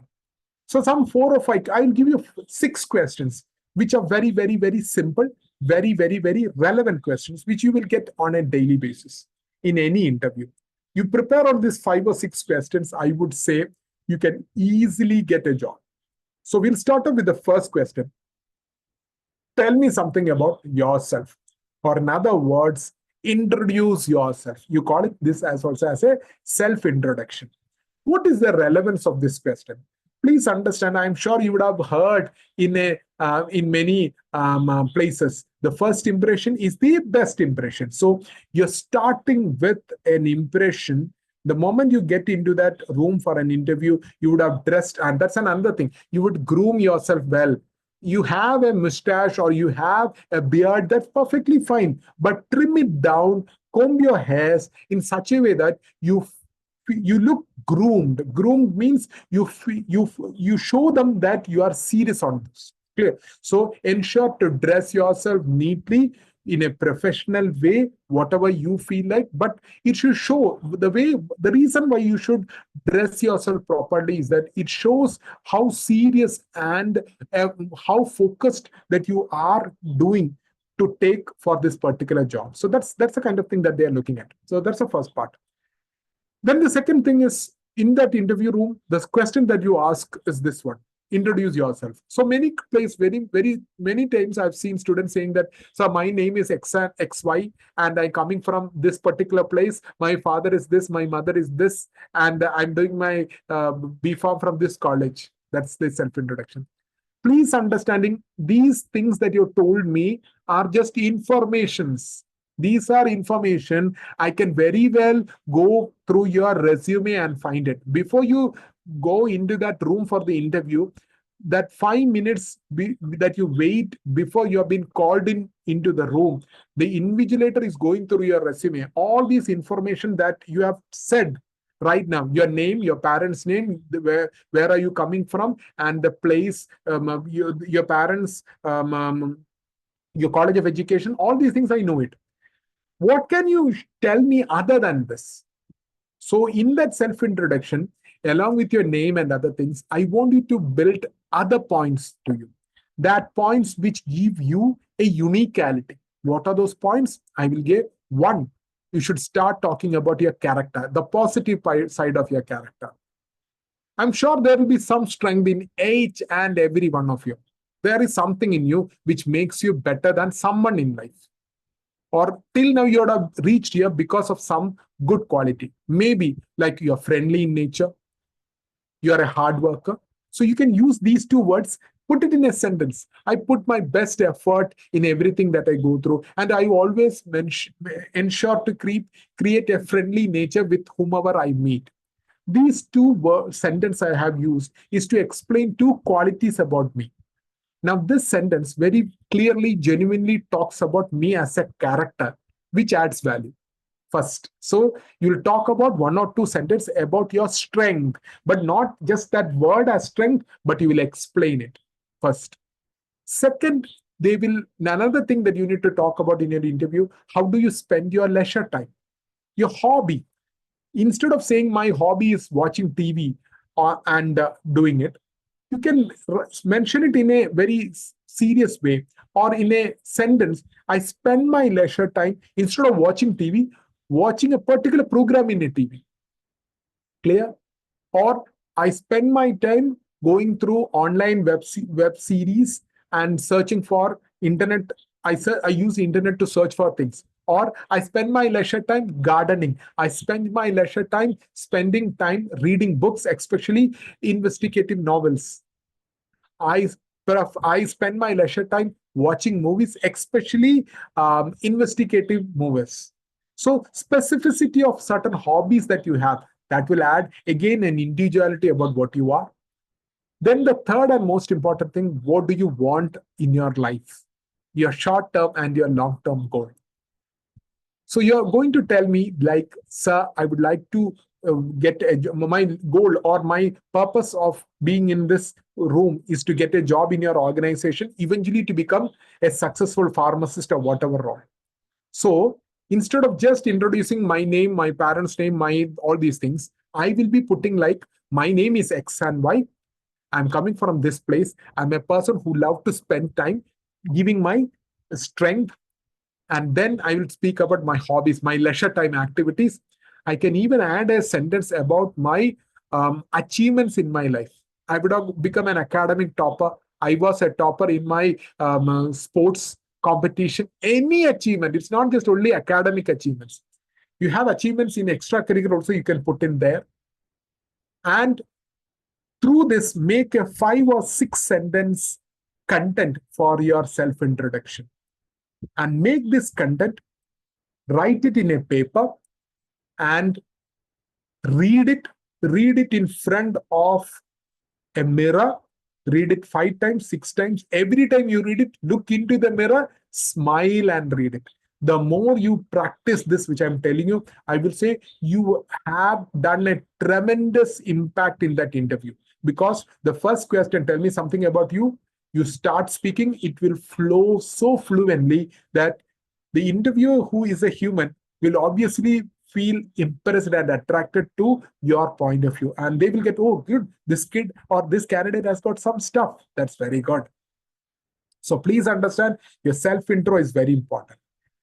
Then another question which is very important: tell me something about your this company. Please understand, any company that you go, you should do some research about what that company is, where are they located, what kind of businesses or products do they sell, where all do they have businesses, what is the role that is being given to me, what is the value of that role. All those things I want you to prepare.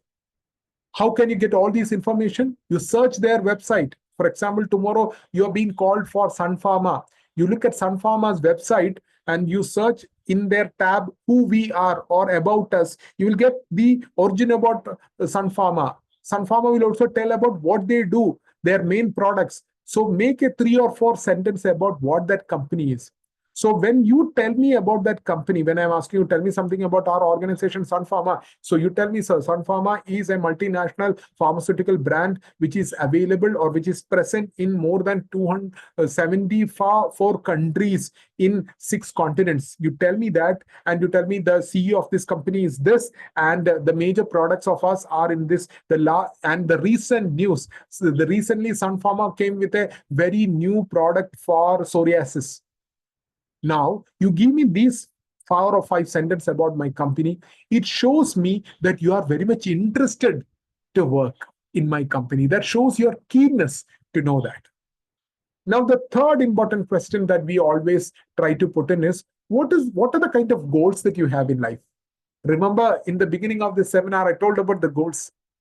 We want to know your goals, because someone who has a goal, only that person will contribute or try to develop in life. Anyone who doesn't have a goal is not worth considered to be a human. This is not, I know it's a controversial statement, but this is what organizations believe. So we want you to have goals, short-term goals, long-term goals. What is the difference between short-term and long-term? Short-term is what you want to achieve in the next maybe 1 or 2 years. Long-term is maybe 5 years or 10 years down the line. So in an interview, if they ask you what do you want to, or they put this question in different ways. One way is that they would ask you, what do you see yourself 10 years from now? That is your long-term goal that they have asked. Or sometimes they will ask you, what do you want to be in the next 1 or 2 years? So in both the way, you can tell them the first short-term goal, my immediate goal is to get a job in a reputed company like yours. That's what you are here for. My immediate purpose is to get that job. My long-term process is to become successful. I grow in this career and become successful. You don't have to mandatorily say that I'll work in this company after 10 years. That's not necessary. But you can always say, I would have proven that I'm a good employee and I would have received a lot of promotions, and I would have gone to a better level or better growth in my career. So you can say that. They could also start asking about questions about what would you like to improve in yourself? Or in other words, they are asking you about your weakness. So please understand, when people ask you about weaknesses, don't give them an answer which is more like an answer which shows your certain negativity of us. We all have certain drawbacks, but saying all those drawbacks just like Harichandra will not help you to get a job. So sometimes I'm not asking you to tell a lie, but rather hide your truth about weakness. Especially, for example, you say that, sir, I wake up only every day. I can wake up only by 10 a.m. I'm a very sensitive person. I cry very quickly. And I'm a person who, I'm very impulsive, and sometimes I fight with people very quickly. These kind of things you tell in an interview, the interviewer will be very much worried whether if I take you, how good you will start working. So you need to tell them small weaknesses which doesn't have much of a problem. For example, instead of telling them that I am very, when it comes to my family, I'm very emotional, you can tell them I'm attached to my family. So moving away from them, I'm a little worried. Look at the words I'm using. I'm a little worried. You can tell them that instead of saying that I'm a person who wakes up late at night, late in the morning, you can say that I'm a person who sleeps late at night and use my time productively at night, because of which I wakes a little late in the morning. But I could change it for the circumstances or the requirement. So like that, you have to show your weaknesses in a polished way. Then they may ask you a question about why that a job is important for you. Why do you want this job? It's a very simple question. Why do you want this job? There are a lot of other jobs. Why do you want this job? For that, you should know 2 things. One, what is the job that has been offered to you? And you should ask a question, how this job will add value for me. For example, you have been offered a job in Biocon as a pharmaceutical process quality controller. You're a quality controller. So you should say, why do you want to work in Biocon, or why this job? I'm a pharmacy graduate. I love this profession. Quality control is a very responsible job, and working in a company like Biocon, it is one of the best companies to work in the country for this. So that's why I would like to get it. So in one way or the other way, you're trying to show me that you're very serious about this job. You want to show me that you believe that you have a future in this company. And above all, you're showing me that I am confident, I can learn, and I can develop as you want. So please understand, any interview becomes successful only when you show all these three things. That is, I want to develop. I'm not the perfect one. I'm sure about it. There will be much better than me in this particular interview room. But I am eager to learn.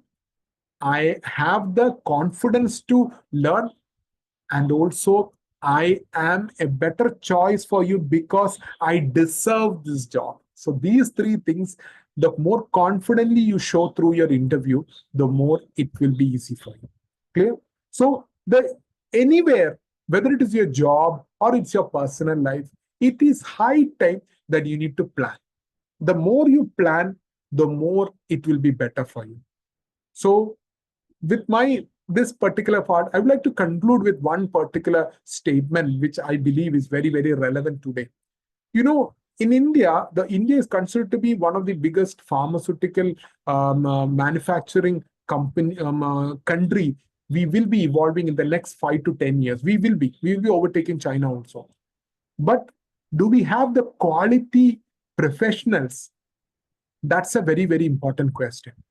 So you need to ask yourself, each one of you who are participating in this particular seminar, you need to ask yourself, am I right now capable to take a challenging role in a career? Am I ready to take my effort today to change myself? I know I have a lot of problems. I know I'm not good academically. I know I'm a little lazy, but am I ready to change these things? The more you are ready to focus in all these things, I'm sure that you can build a career. It's still not late. By doing a pharmacy degree, it's not just you should continue in pharmacy alone. I know a friend of mine who have done a pharmacy degree and then eventually moved into food technology. He did an MSc in food technology. I have a friend of mine, a classmate of mine in school, who went for pharmacy. And after pharmacy, he today runs a chain of medical shops. He's a businessman. So please understand, it's the sky is the limit, but ensure that you have the plans for it. You plan your life. The more you plan, the more you will be successful in your life. The less you plan, you may have to get accustomed to what life throws at you rather than what you deserve to get in life. Clear? So thank you. With that point, I'm open to questions. I believe there are a lot of questions from your side. There are a lot of areas I haven't mentioned also. I believe that I want to listen to your questions on different areas that we have talked about, and then we can take it further. So Okay. Jayaprakash sir. Thank you. Mr. Rajalakshmi, please moderate. So good evening, sir. The session was really interesting. That even if I had exams in the next week, I was listening very attentively, and I found it really worth. And I'm sure, like those who have attended this session have received the most beneficial information from the very limited time. So I really request students to interact with sir and to clarify all your doubts, because it was a great effort from IPA to conduct such a session. Or they can put it in the chat box also. Like if you are Yes, please. in the chat box.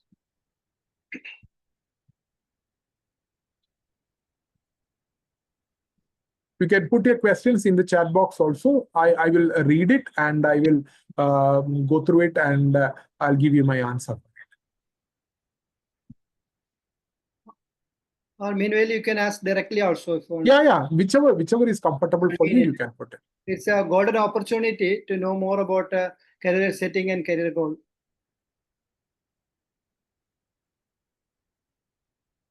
Yes, students. Don't be hesitant to ask, because it Yeah, is please. the only opportunity you get to interact.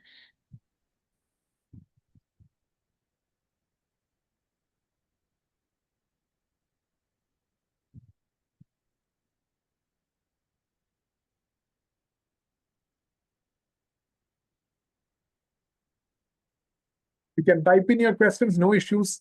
Please put in. Don't worry, don't judge your questions. Please. So whether it is a small doubt or a big doubt or a, something which is not even, you may feel it is not valued, but don't worry. Just put in your question. At this age, many of you have that hesitancy to ask. ചോദിച്ച പ്രശ്നമാകുമോ, ഇനി ചോദിച്ചില്ലെങ്കിൽ അത് ഇതാകുമോ എന്നുള്ളത്. So I got the first question, sir. As a PharmD student, which Middle East country should I aim for? To be frank, Middle East, every country is now giving a lot of opportunities, but I may give more preference to Saudi and UAE, basically because these two countries, the paramedical, especially the clinical kind of industry is for clinical side, as well as industry is also booming up in these two sectors. So you can clear the MOH of Saudi or UAE, and their lifestyle is also much on a better level. So these two countries, I would say it is quite good. Clear? And so Adina has asked a question, sir, is there any fully funded overseas scholarship program for MSc? Very good question, Alina. Yes, there is. You can try for the British Council overseas scholarship, that is also known as the Commonwealth Scholarship. We can try that. Commonwealth Scholarship will provide 100% scholarship in places like UK. And you can also look for Rhodes Scholarship, and many other scholarships are available, like Canning Scholarship. All these places you'll get 100% scholarship. It is British Council and Commonwealth scholarships that are there. Clear? So also, there is in Germany also DART. Yes. DART scholarships are there in Germany. And please understand, in Germany, you get a valid GPAT score plus a CGPA of above 8. You will get public universities. You will not have to pay any amount of money to study. It is 100% free. And only you have to show your living expense, which even that you can get funding from institutions. Clear? So Germany public universities, German public funded universities, where you can apply directly. They will look only at your grades, your CGPA, 8 CGPA and above. But if you have a valid GPAT score, they will give more preference for it. Clear? So please try that. Then there's a question. Okay, many people have put in questions, so let me go into each of it. How important is it to pursue higher education like GPAT, NIPER or MBA after BPharm? Fida, you want to build a career as a pharmacist. You want to be a clinical pharmacist. GPAT, NIPER or MBA will not add a lot of value for you. If you feel that apart from a clinical pharmacist, I want to go something bigger. I don't want to be a pharmacist. Then a GPAT can help you to go into MPharm, which could eventually get into a research or pharmaceutical industry kind of jobs. An MBA could help you to into the management jobs, including healthcare and all. So it depends upon your priority to choose. Similarly, another question is that I'm starting my BPharm now. I'm at the age of 23. Do I need to focus on MOH for a job or GPAT for getting? I'm starting my BPharm now at the age of 23. Do I need to focus on MOH for a job or GPAT for getting an MPharm? I would strongly suggest, since you're already 23, you finish your BPharm and then target for MOH and take up a job, work for 2 or 3 years. If you're comfortable with the job, you continue with the job. But while you do your BPharm, if you feel more inclined towards research and industry and all, then we can go for an MPharm or by doing the GPAT and all. So it depends upon how you study BPharm. You're only in your first year, so it's a little early for us to judge how you will be doing it. Clear? Then is NPTEL course help career building? Of course, NPTEL programs, all short-term NPTEL, SWAYAM, all these programs that you do, it will add value in your resume. You could do this. Please ensure to do all these career building courses, resume building. NPTEL and SWAYAM it's conducted by the central government. They have such kind of things, so please do it. Clear? And is MPharm necessary for working in pharmaceutical industries? Pravina has asked it. Not necessary. Only if you're looking at a high-end research jobs, you may require these kind of things. But today, pharmaceutical companies look for two kind of people. One, they take direct interns after pharmaceutical BPharm, which you can try. The other, if you're looking at a specialist job like a quality control or a pharma research kind of a job in the industry itself, then MPharm will add more value for you. Clear. Archa has a question that, sir, how can I balance preparing UGC net and gaining practical experience to keep options? The best way you look at UGC net and the other one that is looking at practical experience, you take the practical experience, that is a clinical experience, as your primary. And UGC net, there are a lot of online courses available. You can get a lot of online websites who teach this on Saturdays, Sundays, or recorded classes. The only thing, you should come with a timetable, a systematic lifestyle. I will morning to evening, I may be at my work, but night I will be tired, but I'll spend every day 2 hours, so that my UGC preparation, the net preparation, will go on one side. Clear. So so I believe this NPTEL program, I've already answered. That's very good. You will do the NPTEL courses. Then, sir, is it required for PharmD graduate also to attend equivalent exams to work in countries like Ireland? Yes, you have to write the equivalent licensing exams. However, you may be given certain paper exemptions. Please. PharmD, the biggest advantage of doing PharmD is that all these licensing exams, the preparation for it will be much, much easier for you rather than a BPharm student. That's your biggest advantage. But understand that you will be made to go through this licensing exam and the equalencing exam you have to pass. Clear? So that is not because that it is nowhere to compare the BPharm with the PharmD. It is because both the courses are not from that particular country. They are from India. So because of that, you have to you go to any country which is not India for any kind of a clinical career, you will have to face the licensing exam. The only thing, maybe if you have a PharmD, you will get some exemption in those licensing papers, and sometimes the clinical practice, 1 year of practice before writing the exam, will be reduced to 6 months. That depends upon the course that you're going, the career and the country that you're looking at. Aradi has a question, sir, how to get jobs in regulatory affairs? Which course should I pursue? You need to go for pharmacovigilance is there. That's a very good program. Drug related programs are there. MPharm programs, specialized MPharms in this pharmacovigilance will be quite good. And there is an MPharm in pharmaceutical and drug regulatory affairs that is also there. So these kind of MPharm programs, pharmacology programs on all will add value for you. That's quite good. The getting into that, after that, then you can even try for jobs in government sectors in regulatory roles through that. Clear? Then how can I, Arthur has a question that how can I really apply for jobs in industries other than LinkedIn? Other than using LinkedIn, how can I do it? Almost every company that you find in a website, they will have a website. In that website, there will be something known as a link known as careers. In that careers, you can look at that careers where they will be displaying all these new openings that they may have. Or you can directly create a covering letter, attach your CV and send to that email address inquiring if there is an opening or not. Please understand, while you inquire, you're not losing any time or any money. But if an inquiry, if the role is there, you could get converted. Because, a statistical study shows that 40 to 45% jobs doesn't get listed in these websites or even in LinkedIn and all. It gets converted while people apply for it directly through the website. So along with LinkedIn, apply into the individual websites of these companies also. Clear?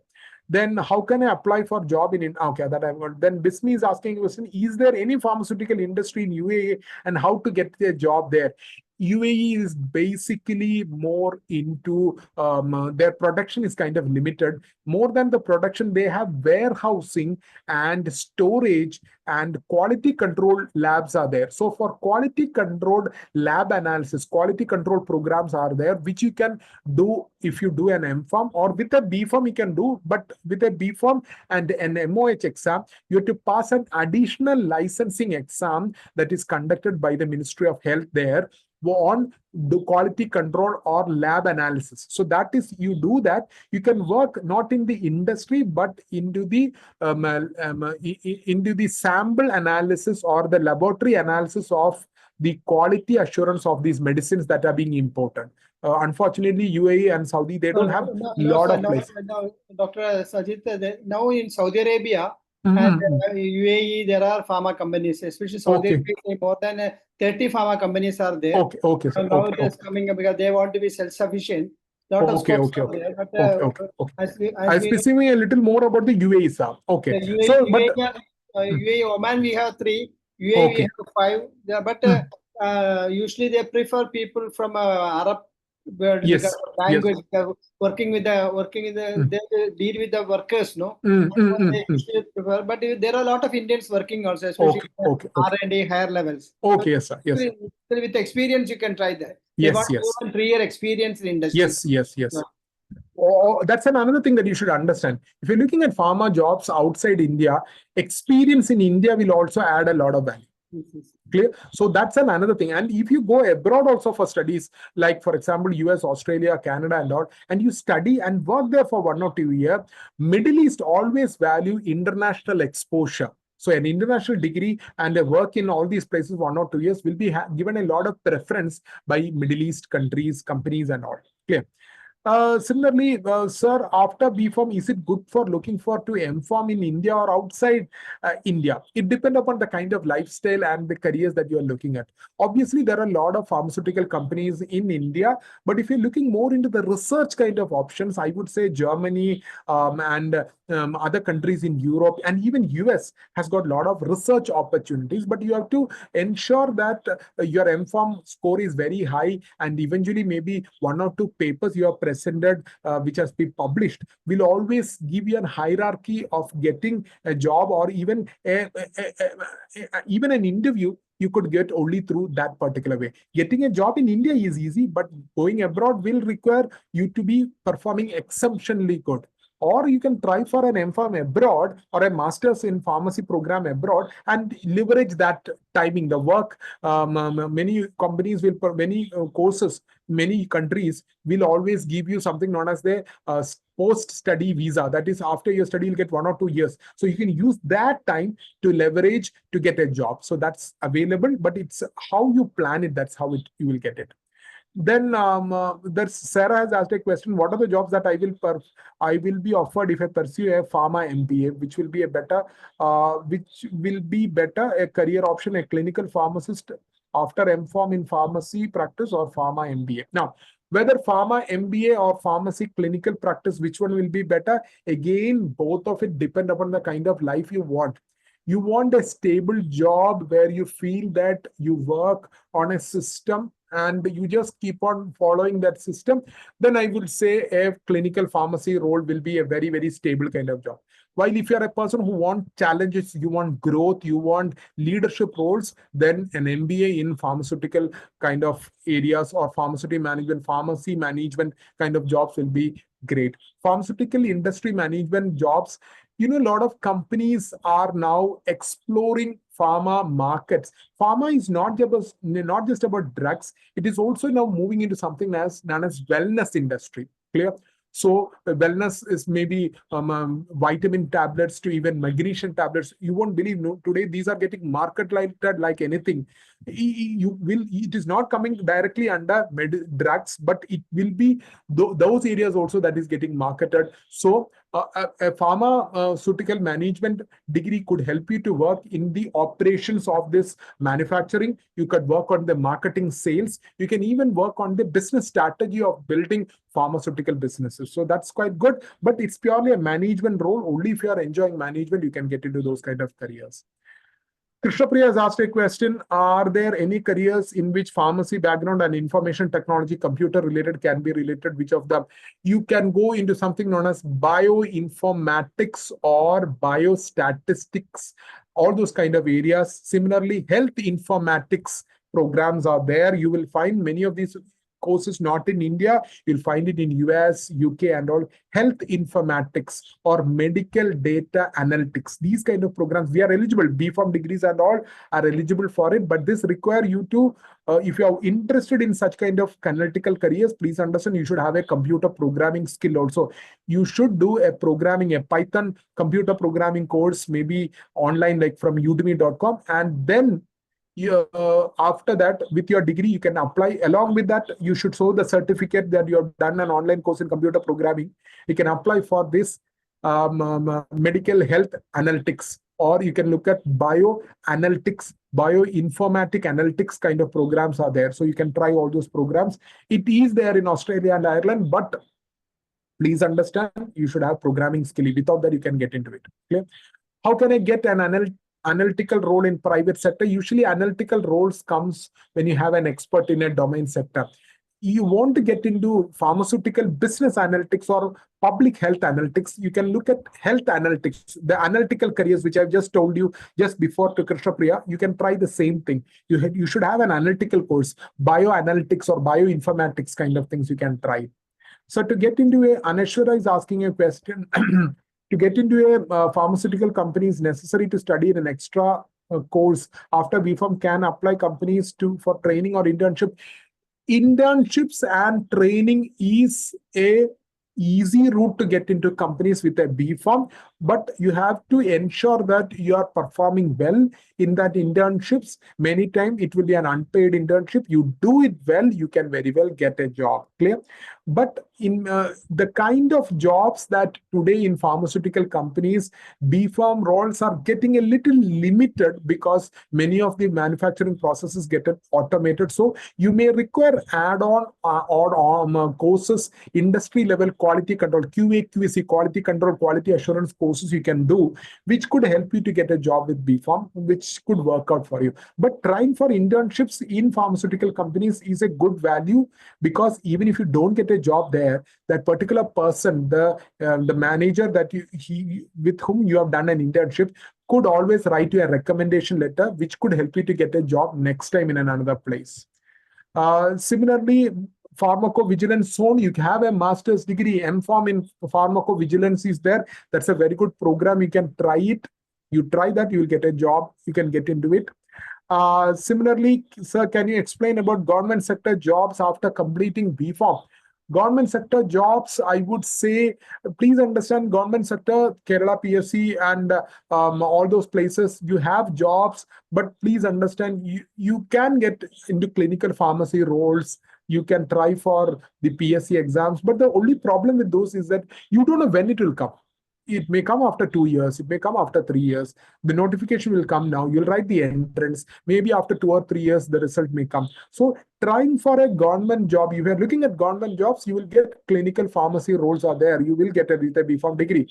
But the only problem you should understand is that you should not rely only in this.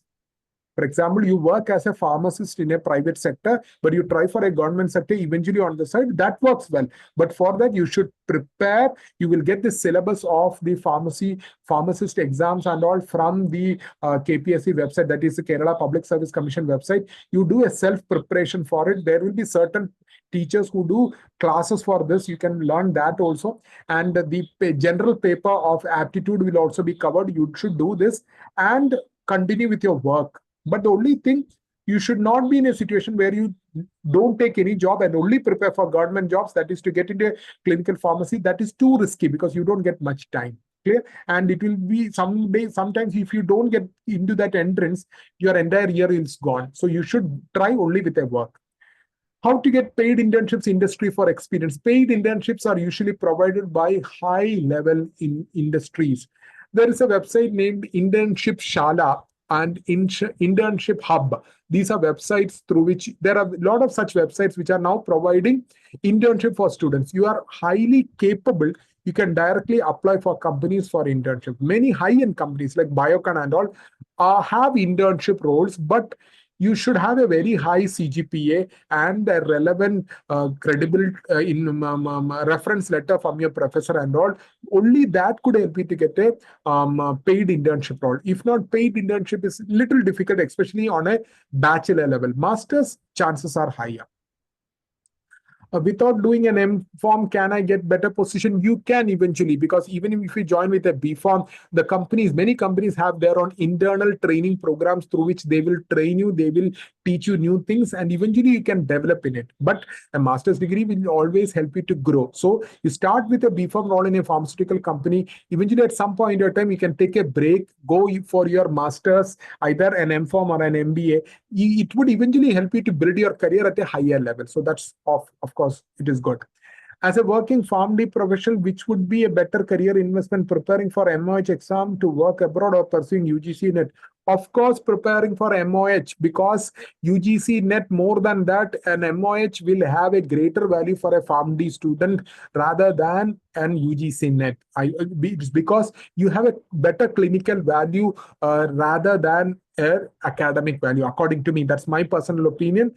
And similarly, can I present paper during my BPharm degree? Of course, you talk to your professors, they could help you. There will be 1 or 2 professors in your college who are very much interested in research, who are conducting some research on this side. And or you can also, through LinkedIn, you can get connected to professors who are teaching in NIPER, or who are already, there are postdoctoral research fellows in NIPER and all, who will be interested to talk to you people who are interested in writing papers. You can co-author with them. They will co-author with you only when you have something substantial to contribute.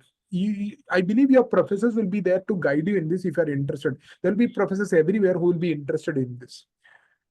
Is BPharm graduates have opportunity on industries outside India? Yes, it will be, as already answered, I believe so.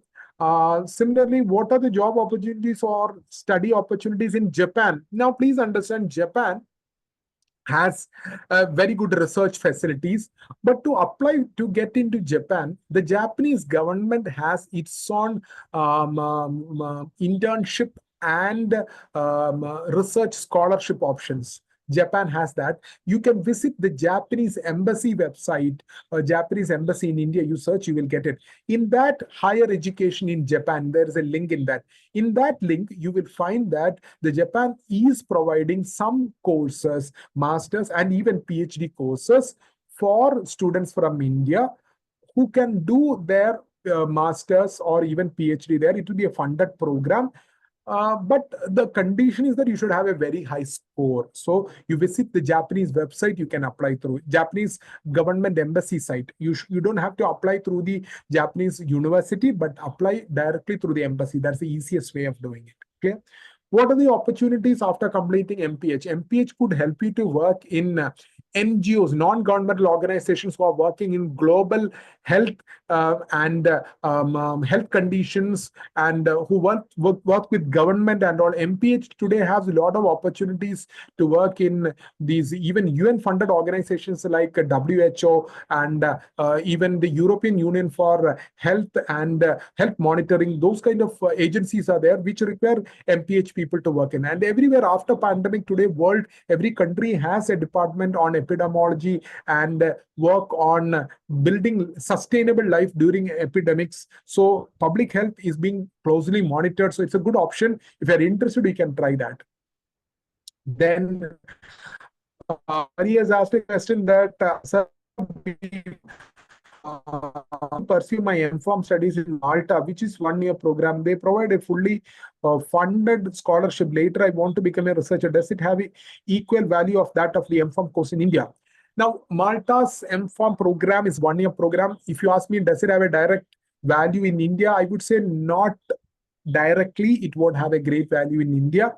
However, if you're going there for studies, please understand you should try to do a PhD also there. Only if you do a PhD there and get your paper published in an international journal, preferably US or a European journal, then you can convert that as a value addition here in India. But your master program alone will not help you. Malta is quite a good place, but please understand these are small countries which are more known for tourist destinations rather than for a pharmaceutical industry. But it's entirely up to you whether you want to go there and all. Clear?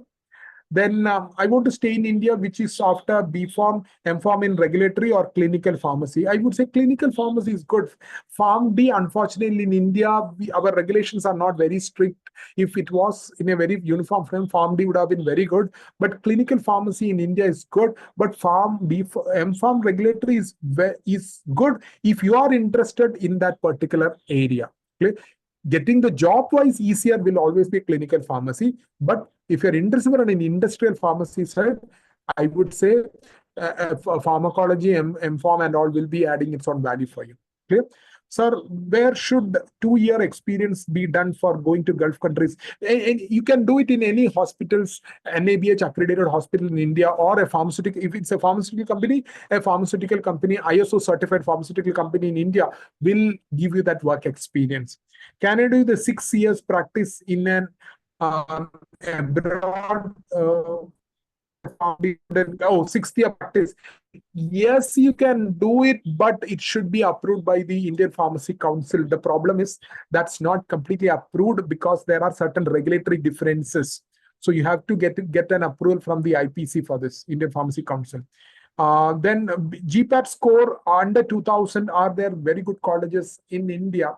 In Kerala, I would say Kerala, MPharm, you can get into the government medical colleges, but I'm not sure there are not any research-based pharmacy colleges which you can very well vouch for compared to NIPER and other places.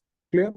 And I believe Anashar has another question. 1 year out, sir, 1 year out in BPharm will affect the career while India as well as abroad. How can manage the gap? Okay. Please understand your 1 year gap after your plus 12th or after your bachelor's, it's not a problem. Anything after a year, I would strongly suggest you to take up a job so that you can bridge that gap. Clear? 1 year gap after your bachelor, BPharm and all, you can tell them that you're going for a skill development, or you would have gone for a class for IELTS or English or something of that sort, you can say. But anything after that, I would strongly suggest you take up a job and you have to show that certificate. That's important. Clear? So I believe I've asked all questions. Anything else you have? Any questions? You can unmute and ask.